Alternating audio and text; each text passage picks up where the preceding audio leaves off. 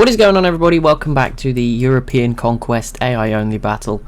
Sadly, to a bit of bad news, it did crash a few times trying to open it, so we might be reaching the end of our capabilities. I hope not, but yeah, we'll keep an eye on it. But you know, just I don't want to get the hopes up that, you know, there's obviously I'm a few episodes ahead, so it's already awkward if it crashes for me because you guys have got 3 episodes to go to get to the crash or something like that.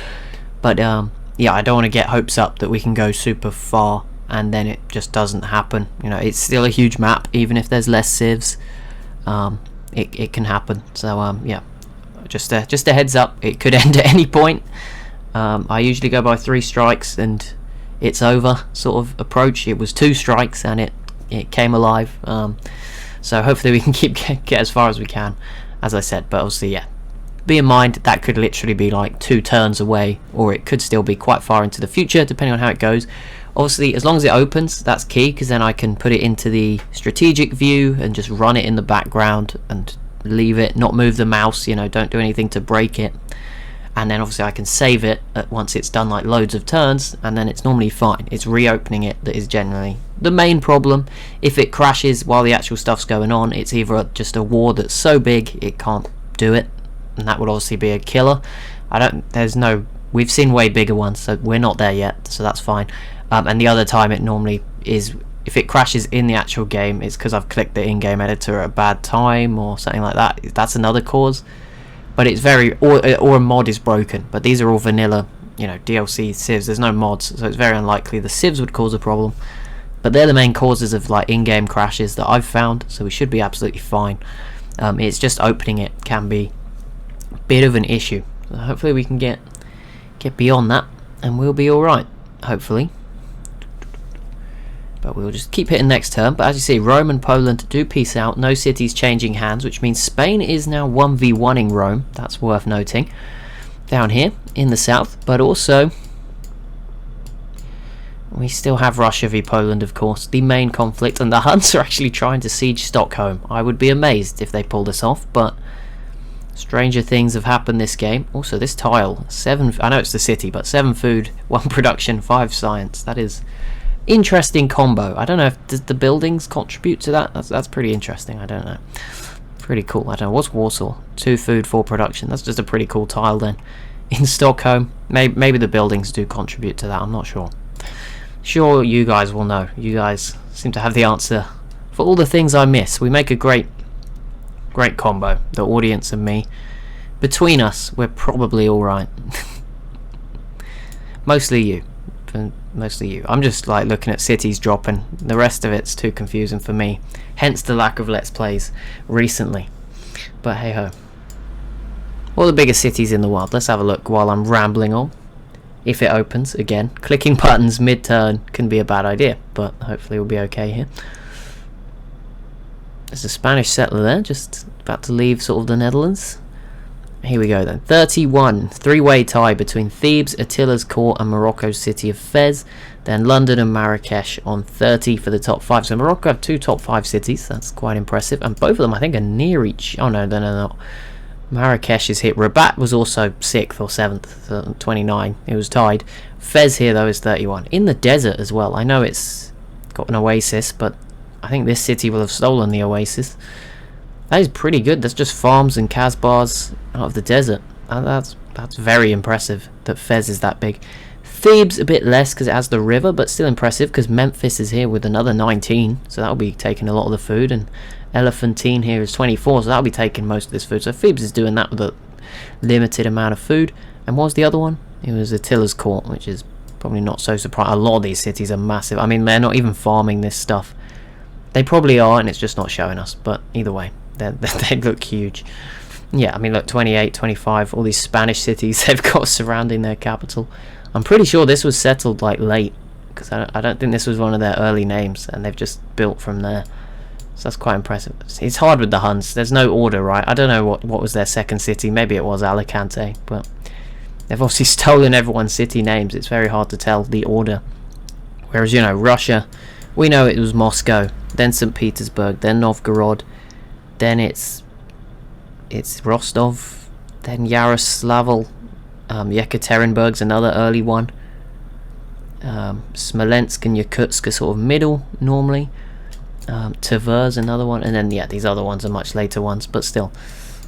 I mean, they didn't actually get too many more after that. Krasnoyarsk, Orenburg, that's about it. They didn't settle too many more of those. Sweden's turn nervously passes by. Who's next? What is the next big event? Who knows? It's actually a bit of peace. Just overcoming the area. The Huns have now built. Why are guided missiles the unit of the month? There's hardly any planes, and everyone just has a few, one or two nukes, and then a ton of guided missiles. We'll see. There is a German caravan I spotted there, just coming down Italy to this random. I can't believe that you get more money. There must be something more motivating the AI's trade routes. I can't believe that a caravan to a one population city is better than a caravan to Rome or somewhere else. That seems far-fetched, but who knows? I'm not an expert in how trade routes are decided upon. This is deity difficulty. You'd think the AI would make the best decisions, but I think they're just given some starting bonuses. I think someone did. Yeah, we confirmed this already before. They're just given more bonuses at the start. I don't think it makes them, and maybe throughout the game as well, some extra little cheats, but I don't think they're actually any more intelligent, which is interesting. But still, Russia is going to probably take this city, and we have a revolution. Spain, I believe we're following the order ideology, because freedom was like Egypt and someone else who was pretty small, I think. Well, I'm not sure. But either way, Spain has had a revolution and gone to autocracy. That means obviously 2 turns with no production and no science, which may just tip this war in the favour of Rome. I doubt it, but I say in favour. I mean, they lost 2 cities over here, which I was expecting them to lose. It's not been a disaster for Rome. Nothing really bad has happened out of it. They were also fighting Poland and the Huns and Morocco at the same time as Spain at one point, I think, or at least the Huns I think they pieced out with the Huns a few turns before, but still, you know, they've been pretty occupied, and it's not like anything bad's really happened to them. They are still a huge empire. Happy with my pick. They've beaten the Geo Curse. That's good enough, to be honest. If I pick the Civ and they get past episode 2, that's a good sign.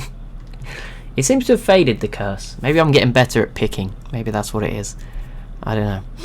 To be fair, there wasn't that many civs. There's not even that many dead civs. Like, I think, even Germany's still around. France and Greece, I think, are the only 2 civs to be 100% destroyed.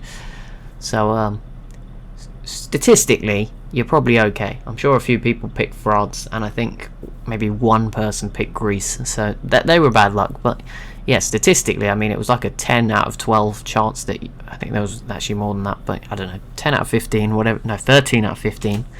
Jeez, maths. It's 2:30 in the afternoon, you know. It's past my bedtime. Brain's gone.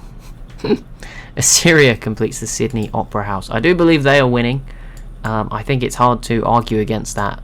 I'm sure some of you will. Russia seem to have a pretty hardcore fan base every game, including people wanting me to reset the city that flipped to Morocco.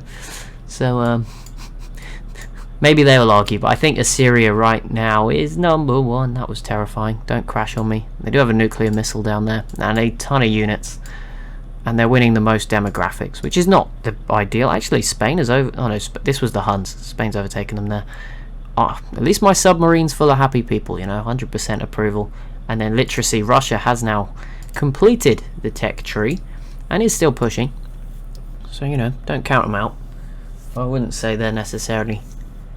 yeah, it's hard, but I think Assyria is technically sort of would be the winner, although it's very hard, you know, to crown anyone. There's definitely 5 contenders. I wouldn't put Poland in that bracket just because I think they're on a downward trend. I think, if that makes sense, like, they can turn it around, but at the moment they are on a downward trend. They're getting weaker than Russia relative, so you can't really say they're the main contenders. But Spain and Rome, stalemate, and then the other 3, obviously Russia's getting bigger. The Huns did expand briefly and are just stacking so many units right now, and Assyria's obviously in a similar boat and is still fighting Morocco pretty unsuccessfully. But yeah, I'm not going to count their current actions. They're okay. I'm not going to lose points because you failed against Morocco. That's not how it works. But yeah, I mean, if Poland could get a peace deal, that's not going to help, though. 5 rebel tanks right in the heart of their best cities. Not what you want. I also don't know why the Huns are sort of sort of sneak attack this is supposed to be against Sweden, but there we go. Kiel's not yet fallen, neither has Klaipeda. there's too many cities here that are difficult to pronounce, so sorry. I'm trying. I'm not even going to bother looking for some of them. But that sounds about right. Klaipeda, it certainly sounds right in English. I just don't know if it's right in Polish, or whatever the local pronunciation is, but there you go. Either way, it falls into Russia's hands. They still have a ton of submarines, but they won't be able to take the city back, so that of course helps out the Russian invasion. I feel like they'll get these two cities in the north and then maybe slow down a little bit, or at least gather. Parts of this border are very open. I mean, down here it's just empty for both sides. But yeah, the fighting heavily focused on the north. There is a rocket artillery unit. That is a pretty big advantage, just to have those. It's just something different. Russia does not have those, so it's a small advantage you're going to get. I mean, I say they don't have them. They didn't have them before. Surely they must have some aluminium now. They have expanded a fair bit since then. They've gained about 7 cities since that time where they hadn't had any success. Maybe they haven't. Maybe they haven't got any aluminium. That would suck for them. But they certainly have oil, because I see tanks and battleships. They didn't build any planes, which was a weird... Oh, they built one, but genuinely a weird choice. But jet fighter. Is that the upgrade of... No, there is a fighter before a jet fighter. I just forgot they existed, to be honest. That's pretty embarrassing. It's weird there's no, like, jet bomber. It goes to the stealth bomber, which is not as good, I feel. I guess if you upgrade an already bomber, which has got all the upgrades against cities. But I don't know, for some reason, I always felt like stealth bombers weren't as good for bombing, sieging out cities. But again, that might be just me being a bad player. Russia is closing in on this city. I do see a city keeps falling, but I think it's just this one. Alright, I don't even think there's any other wars actually going on, unless the Huns took something off Sweden, which they have not. So it's actually pretty peaceful for the first time in a while. Syria's borders are closing in on just about everything but this oil tile in this Polish desert city. Again, this city could be... I mean, look, in theory, there's floodplains here, right? It does say farm, which we can't see, and wheat. So I think that answers the question, right? There is farms that we don't see. But normally, it doesn't always show it, so I don't know what that means. Because like these tiles just say plain. Actually, some of them do say farm.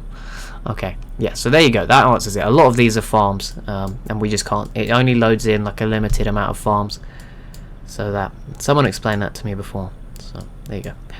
I don't know what the cap is. So maybe whether it's game related or PC related, I don't know. But there you go.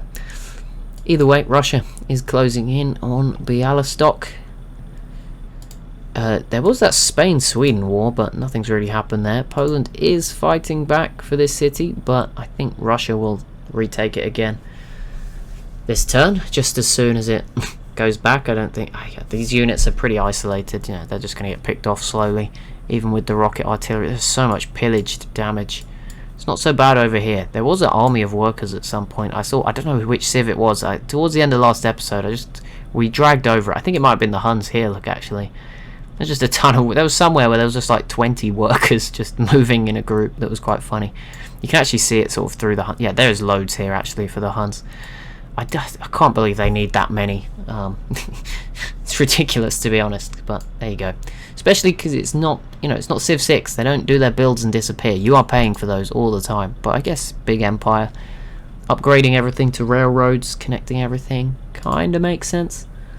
I have no idea where this settler's going. Is there even any tiles left in the world? It really doesn't look like it. There's a few in Iceland. There's also some oil there that I think I missed the whole time that Spain have got their hands on. There's tiny tiles around the British Isles.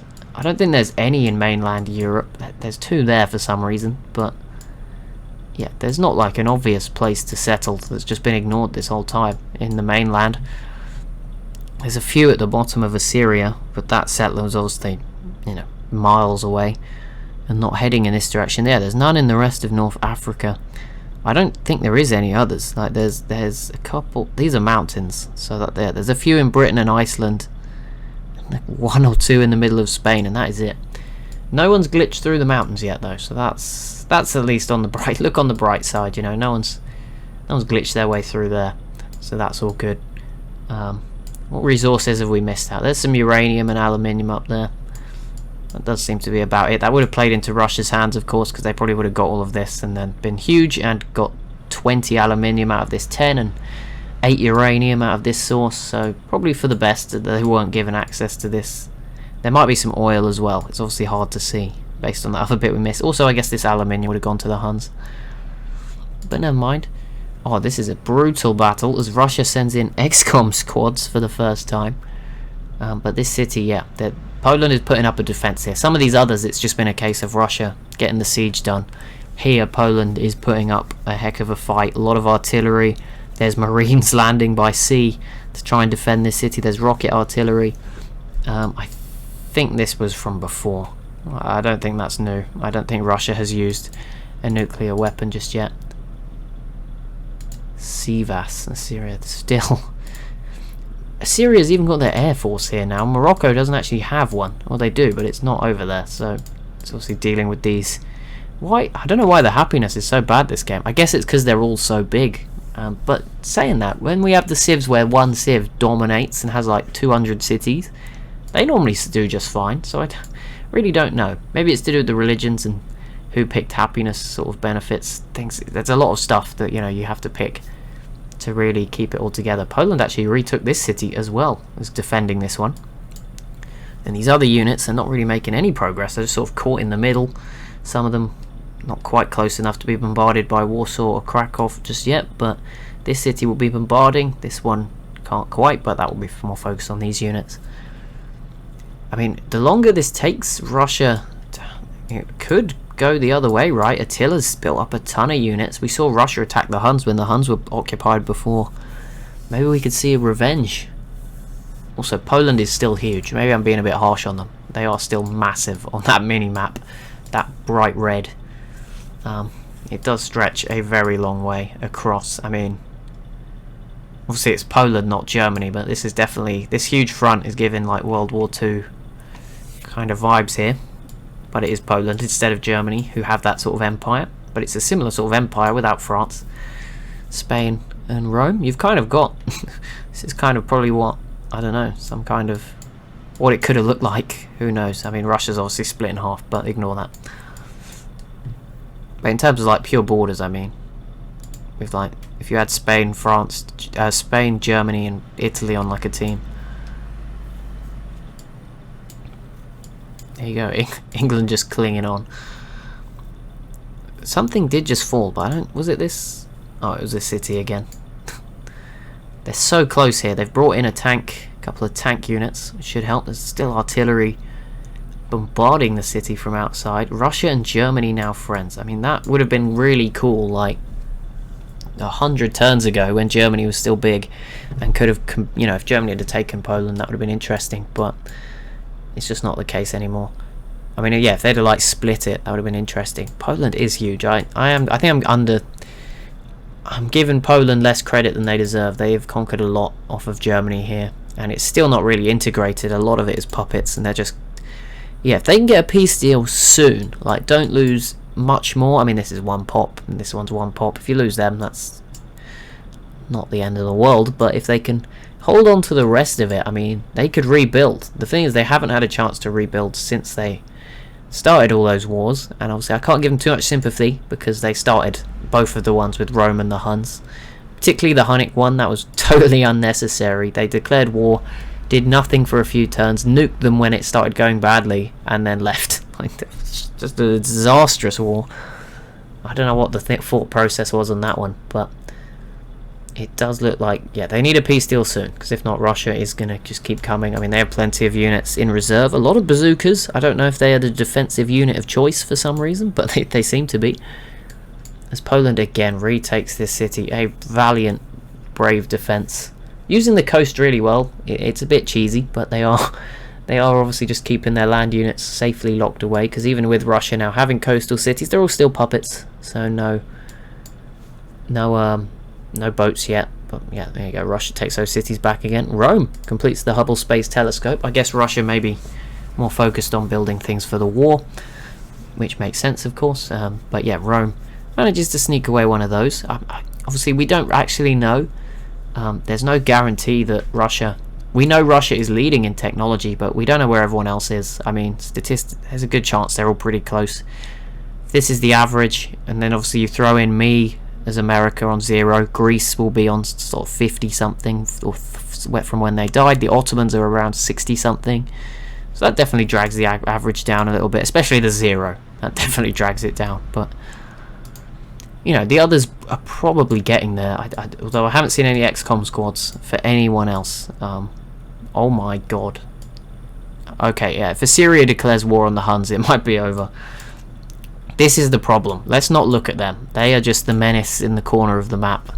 And Attila's getting there, so hopefully they fight someone soon. But yeah, Assyria with a ridiculous amount. They had 1.4 million before. I don't know what that number is now, but it must be getting towards 2, I would say. If not above 2 million. It would be nice to have info addicts, but at the same time it's very nice to not have to deal with the World Congress every 5 turns. Germany and Morocco have peaced out. And it also means it's easier for me to go really far, if possible. Bear that in mind with the info addicts, because if there was info addicts and I had to click every time, I'd have to sit here for hours on end. With this, I can just leave. I can leave it running for 5 hours and go away. Just go downstairs. I don't know. Probably cost a fortune with the rising energy, but you know, I'll be able to do it. So as long as you watch it, we'll make the money back. We'll figure it out. But yes, Poland continuing to defend this port, now isolated. Brave artillery and marines defending it. It's pretty crazy. As Germany makes a peace deal with Morocco. And there's Sweden's turn. But that will be it for this episode. As always, if you have enjoyed, be sure to leave a like and a comment down below. Be sure to subscribe as well if you are new to the channel. And I'll see you in the next one.